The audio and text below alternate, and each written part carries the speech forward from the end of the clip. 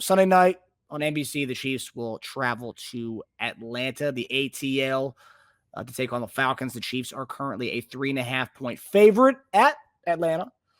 And so JD, and obviously, as I said, the Chiefs are 4-0 against Kirk Cousins all time, looking to go 5-0 against Kirk Cousins on Sunday. And this will be for his third team. So 3-0 and all three different teams that he's played for, facing the Kansas City Chiefs. JD, who do you have and why?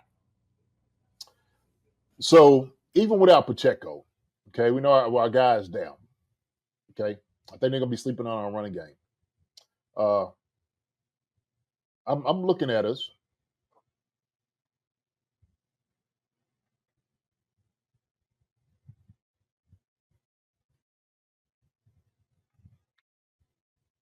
To be 28-17, Chiefs. I was going to say 30. I was going to say 31-17, but down there, they'll give a little something. So I'm just going to say 28-17, Chiefs. That's my prediction. That's where I'm at. How do you have the scores? Is it mostly Mahomes passing, two rushing scores for Carson Steele? How do you have the breakup? I see one touchdown rushing and 3 passing touchdowns. So, I think all our guys Travis is going to have one, Rashee Rice is going to have one, and Xavier Worthy is going to have another one. So that's what I look at. And then at fourth one is going to come in one of the running backs. So it could be Carson Steele or P-Ryan. I think we get P-Ryan in. So that's what I agree. Yeah, it looks like everyone's kind of locked in with you, JD. Everyone's jumping on that with you. Well, Hazy has a 7-point game, so okay, it's a little close one there. Ruben DeCruz, 32-10 Chiefs. Okay. Our guy Charles Driver, 32-21. Daniel Akers, 31-21. Wendy, 25-21. Brennan, Mike, 29-27. The Kareem Hunt game. Uh-oh. Did he have Kareem Hunt getting a score? Ooh. Well, he's got to get pulled up first before you can say he's going to have the Kareem Hunt game. Yeah. So I do think it's funny if he's wearing number 29. I think the last time he played in Atlanta is when the famous Eric Berry pick 6, where he took it from end zone to end zone. So, and number 29. So, it's continuing a little legacy down there in Atlanta. But Jay, you had 28-17, 45-point total score. The Vegas total is 46.5. So you're slightly under that. Second week in a row, you're slightly under it. You know what, man? I'm gonna switch it up. No, I'm gonna stay there. What were you gonna do, and what held you back from it? Just had a feeling. I still think we get 31 points, man. I think we score 31. I see 31 out of us. I see 31. Our guys are going to be ready, man, for Atlanta. Atlanta is always a good trip. It's always a good trip. I think we're going to be ready. 31 points. I will say, I don't know what the record is, but doesn't Kirk Cousins have a crazy prime time game, standalone game schedule where he's awfully shits the bed during these prime time games? I don't know. I think it might have heard that before. Yes, he's 3-10 in primetime games where he's a standalone guy. Oh, yeah. Yes. Yeah. Okay, so now he's 4-10 now because he won that game on Monday. So 4-10 now. He was 3-10 going to the Monday night game. He's 4-10 now, and after Sunday he'll be 4-11. Mm-hmm. So there you go. Another standalone game for Kirk Cousins. I don't know if they can do it 2 times in 1 week. You can't break that curse that easily. Oh no. Somebody had 31-21. I like that 31-21 too. 31-21. Yeah, it's Daniel Akers. Danny. Yeah. I like that one. Yeah, it's gonna be I don't know. I feel like they should be 0-2 easily, JD. I feel like that team should be 0-2. And obviously, luck of the draw. People could say we should be 0-2 as well. Hey, brother, listen. Hey, football. It's how it works, right? It's how it works. So it is what it is. People get upset about the call that they had with the pass interference, all that call and stuff like that. We won the game. A win's a win. That's how it works in the NFL. We don't take maybes or almost. We don't take those. Don't go on the record book. So. Yeah. I mean, according to some Ravens fans and Lamar Jackson, Isaiah Likely's foot wasn't out of bounds. His toe wasn't out of bounds. So, denial. It's all right. We know better. So now it's gonna be a good game, man. Hey, it's gonna be a good game. So I think with what we said, how we attack this team, we're gonna be all right. Okay. And I do believe that Spags is gonna be in his bag. He's gonna bring some pressure, man. He's gonna bring some pressure. I think our defense, we felt like we gave a little bit too many points up. Gave too many points up for a team like that. This is gonna be a good challenge for our defense. It really is. So they got some good pieces. We know that. These guys are gonna be ready. It's gonna be ready. So, yeah. As we have some questions here, Brown. What about the stat of Mahomes throws a pick in every primetime game? Well, that's an interesting one. I didn't, I mean, he was throwing 3 already through 2 games. So what's another one at this point? Yeah, I think Pat's gonna look. He's gonna protect the football. I think, throwing what he did last week, he's going to emphasize protecting the football. He's going to make some very, very quick, decisive decisions. So, Pat's going to have a good game. He's going to have a good game. He's going to get a whole lot of boos and a whole lot of haste down in Atlanta. It's going to be a whole lot of that. And all it's going to do is it's just going to get our guys ready. I'm trying to tell you, man, they're going to live off that. They're going to live off of it. I believe it's his first regular season game in Atlanta. The only other game where he's actually had a game in Atlanta was that preseason game where he launched that bomb to Tyreek Hill. It was I think it was one of the first preseason games where he was going into the season as a starter. It was right through that launched that bomb to Tyreek Hill in preseason. But so I think this is his first time playing there in a regular season action. So that's interesting. Oh, okay. Well, so just a little nugget there.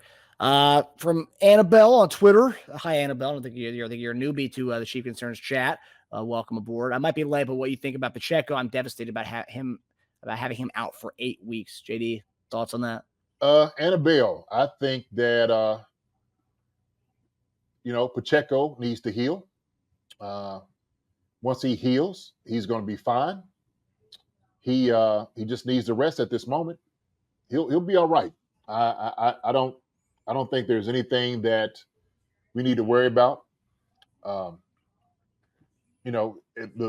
surgery was successful, like they said, right?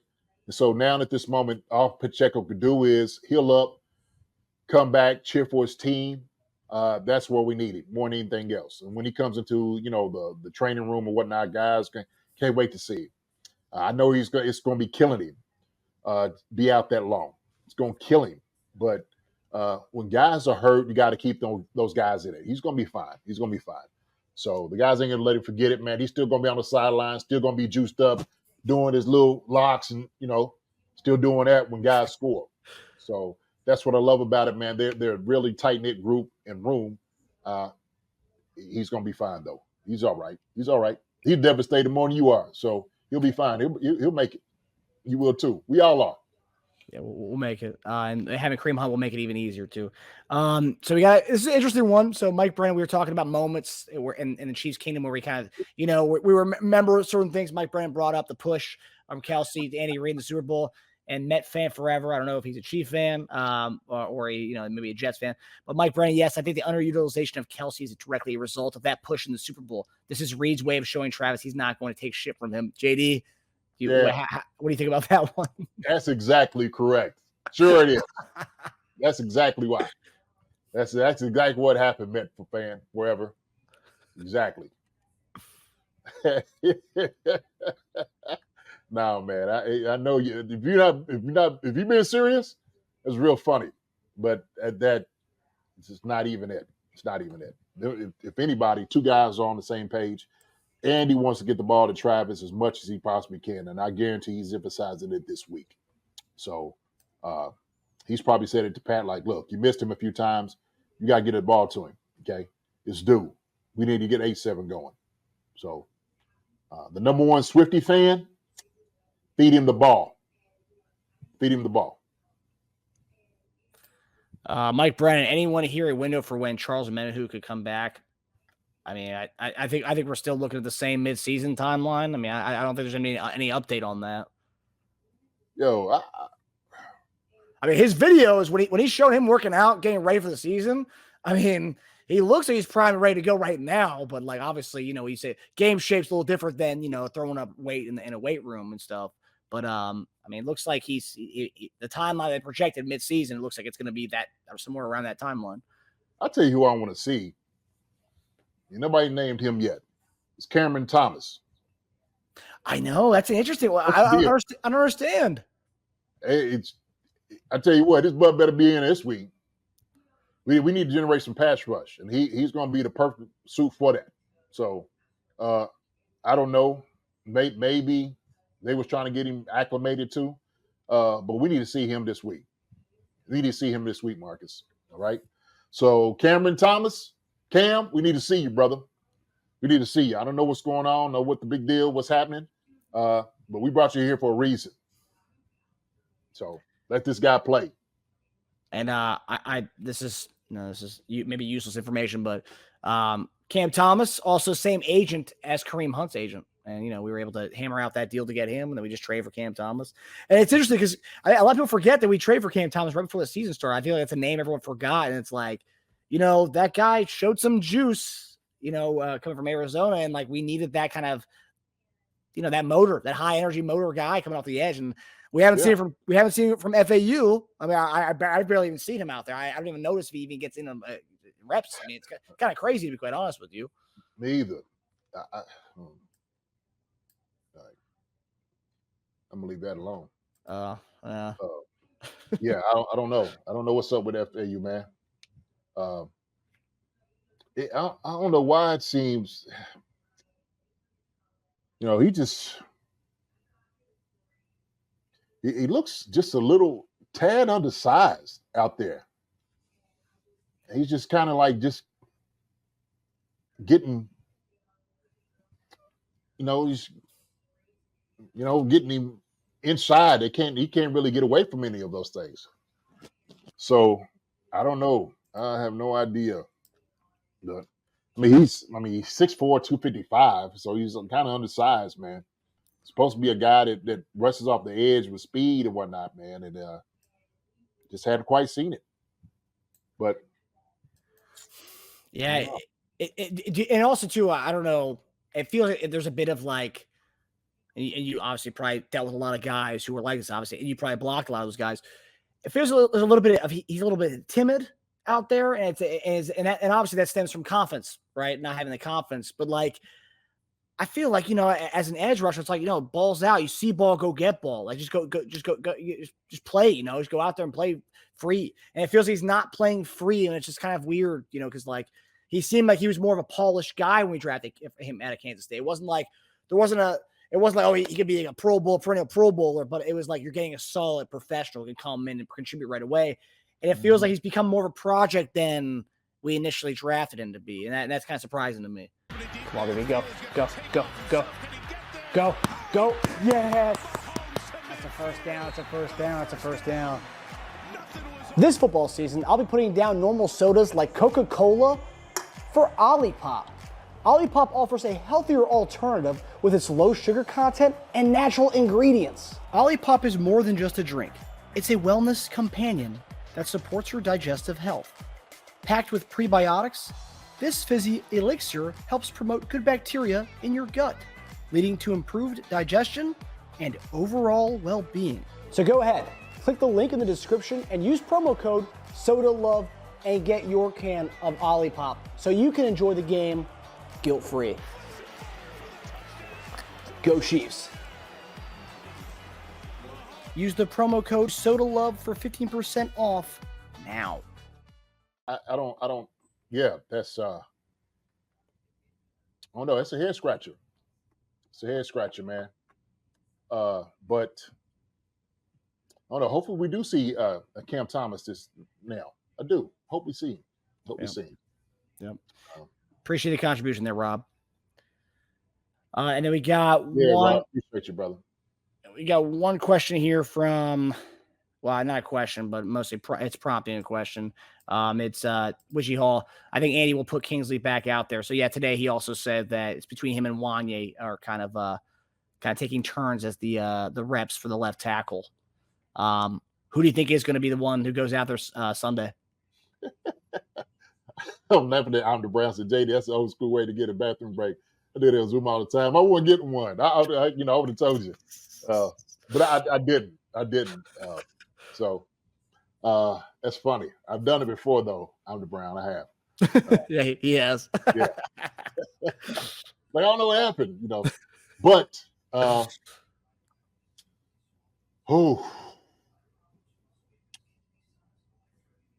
think Andy, man, he'll. I'm gonna leave it on those guys, man, to figure it out. I think you got to give